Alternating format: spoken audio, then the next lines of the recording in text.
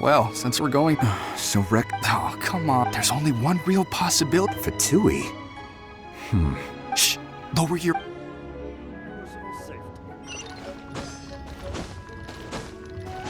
You know that god from the... Yes. Say. Now that you... I mean it all? Still, what's... Forget it.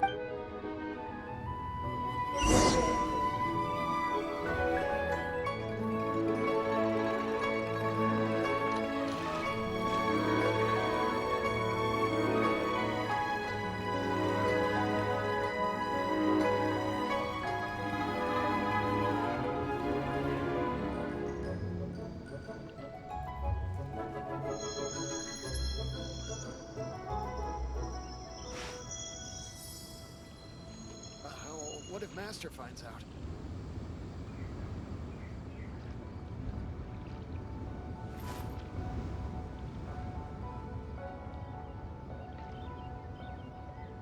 Personal safety.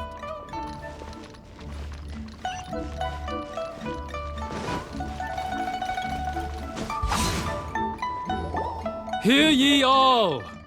The Chi sings words. Though a dragon soars ageless as the mountains, it too must return to dust. This is common knowledge.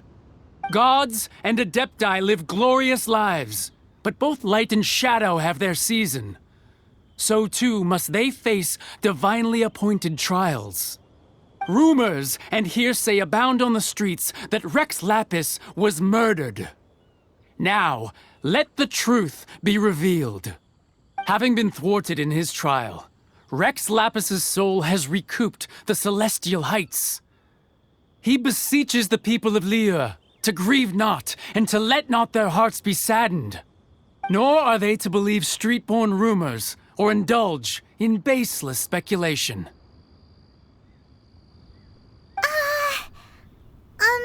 Paimon needs a translation on what the Chi-Sing's announcement said. So that's how they're spit. Something feels off. Why would they suddenly give up looking? Could the Chi-Sing already have known? Did Zhongli tell them in secret after his Exactly, right?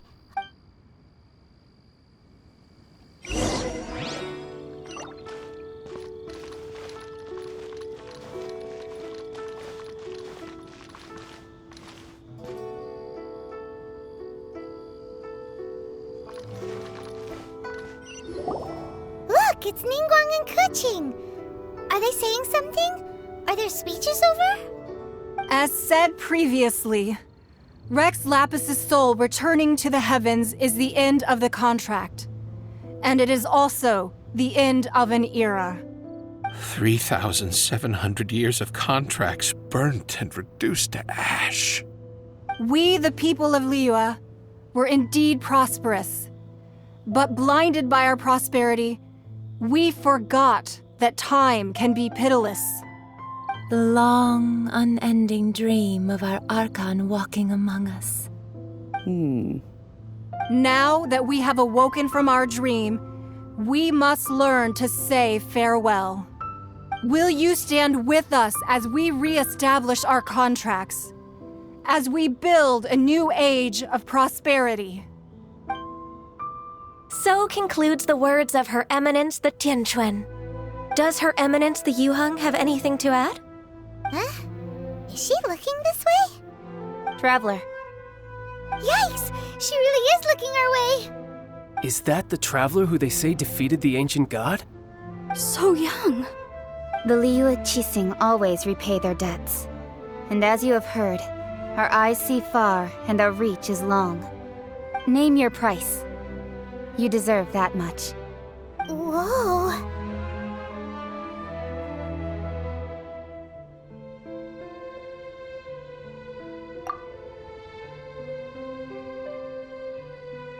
Well, could you help me put up some missing person posters?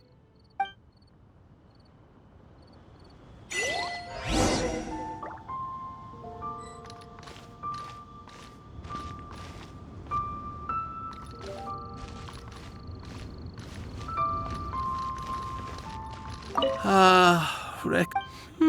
Perhaps.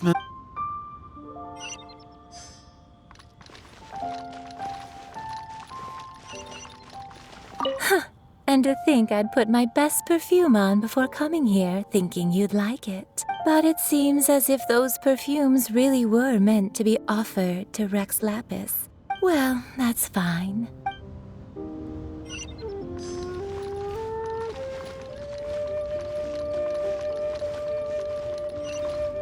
As for the mortals and Adepti of Liyue, what shape shall our relationship take from now on?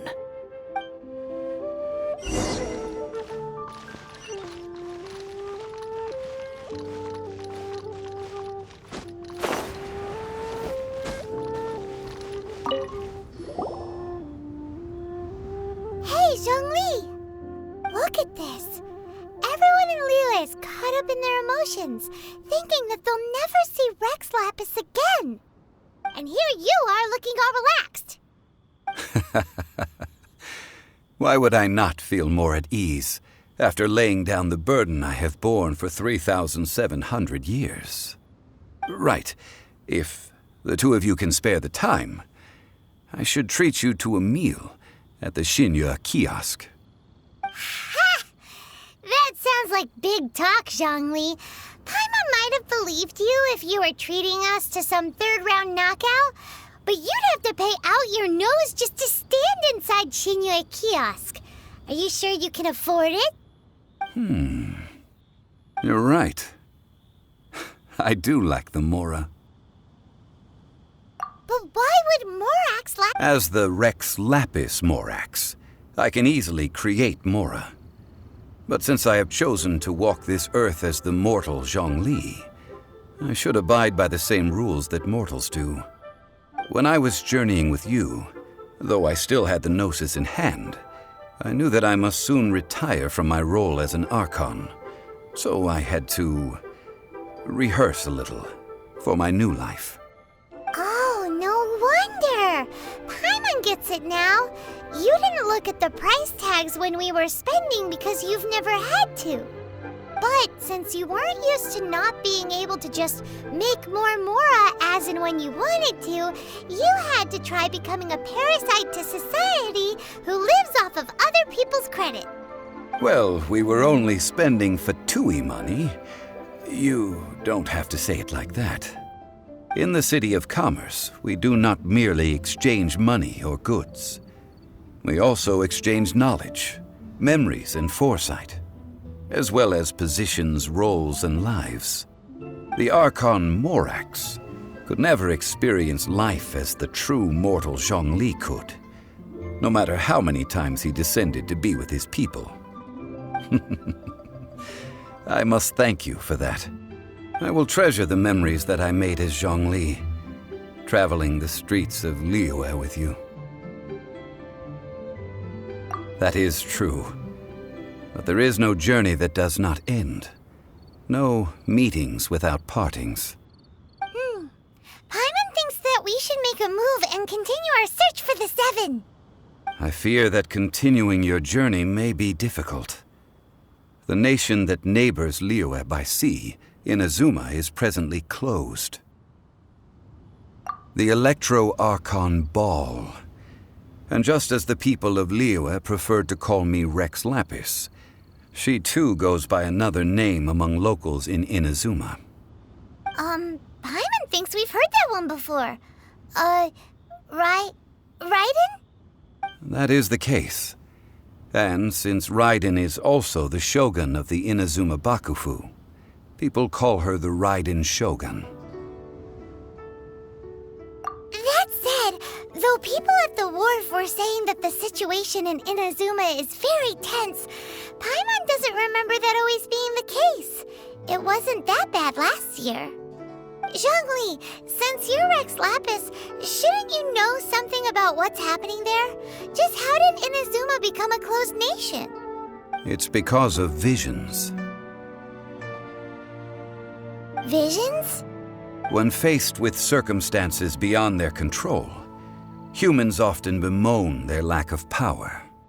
But if a person shows true strength of will at a desperate and fateful moment in their life, the gods will look upon them with favor.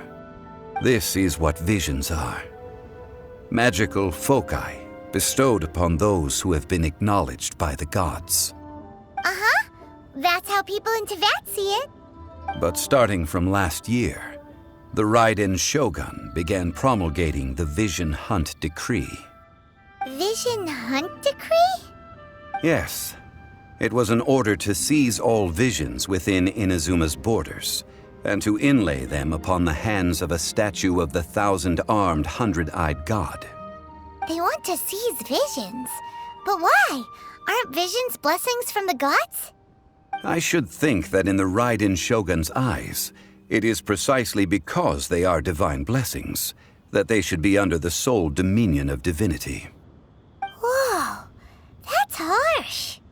The Anemo Archon is the god of freedom, and the Geo Archon is the god of contracts. For her part, the Raiden Shogun is the god of eternity. It seems as though she has finally decided to eliminate any unstable elements that could pose a threat to her eternal realm.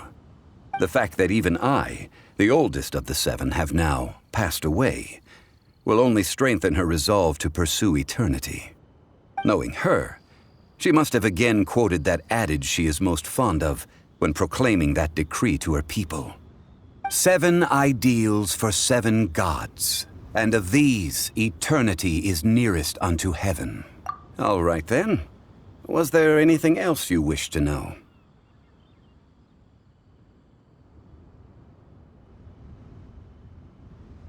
The time of the Adepti has long passed. If even the Liyue Qixing don't want to face that truth, then what future is there for Liyue? Keqing is absolutely right in saying this. Now, though I did laud Ningguang's desire for power, believing this to be a good thing, and thought as a matter of course that she must have been behind the Qixing's plan to take governing power over Liyue from the hands of the gods and Adepti, could the original person who brought up the idea of seizing power have been... All right then. Was there anything else you wished to know? Well then, I suppose you'll have to find a way to get inside this closed nation. Have patience. I suspect that some serendipity must first come into play.